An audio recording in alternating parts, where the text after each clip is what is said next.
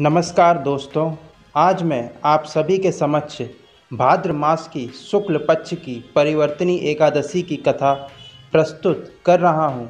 सबसे पहले आप सभी को परिवर्तनी एकादशी की हार्दिक शुभकामनाएं। आइए शुरू करते हैं झल झूलनी परिवर्तनी एकादशी की कथा। बोलो बांके बिहारी लाल की जय। जय श्री कृष्णा। एक बार धर्मराज युधिष्ठिर ने ज्ञान के विस्तार के लिए श्री कृष्ण से कहा, हे भगवान, भाद्रपद शुक्ल एकादशी का क्या नाम है? कृपा करके मुझे इसकी विधि तथा इसका महत्व कहिए।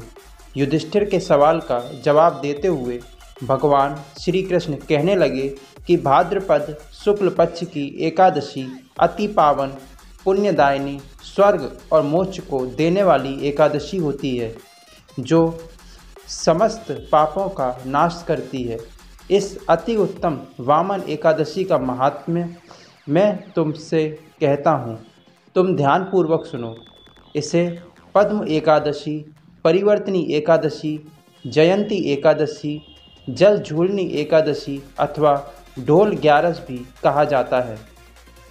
अगर कोई व्यक्ति इस एकादशी के दिन यज्ञ हवन करता है तो उसे वाजपेयी यज्ञ का फल प्राप्त होता है। पापियों का नाश करने के लिए इस व्रत से बढ़कर और कोई उपाय नहीं है। जो मनुष्य इस दिन मेरे वामन रूप की पूजा करता है उसे तीनों लोग पूज्य होते हैं। इस व्रत को करने से मोक्ष की प्राप्ति होती है। जो भी भाद्रपद शुक्ल पक्ष की एकादशी का व्रत और पूजन करता है उसे वही फल प्राप्त होता है जो फल ब्रह्मा विष्णु सहित तीनों लोकों का पूजन करने से प्राप्त होता है। अतः हरि वासरा अर्थात एकादशी का व्रत मनुष्य को अवश्य करना चाहिए। इसे परिवर्तनी एकादशी इसलिए कहते हैं क्योंकि इस दिन भगवान श्री हरि विष्णु करवट लेते हैं। श्री कृष्ण के वचन सुनकर युधिष्ठिर ने कहा, हे भगवान, मुझे अति संदेह हो रहा है। आप किस तरह करवट लेते हैं और किस तरह सोते हैं? आपने किस तरह राजा बलि को बांधा और कैसे वामन रूप धारण किया? जब आप सो रहे होते हैं तब मनुष्य का क्या कर्तव्य है? कृपा करके मुझे विस्तार से बताएं। श्री कृष्ण ने कहा, वामन एकादशी की व्रत कथा को ध्यानपूर्वक सुने। त्रेता युग में राजा बलि नाम का एक दैत्य था। वह मेरा परम भक्त था।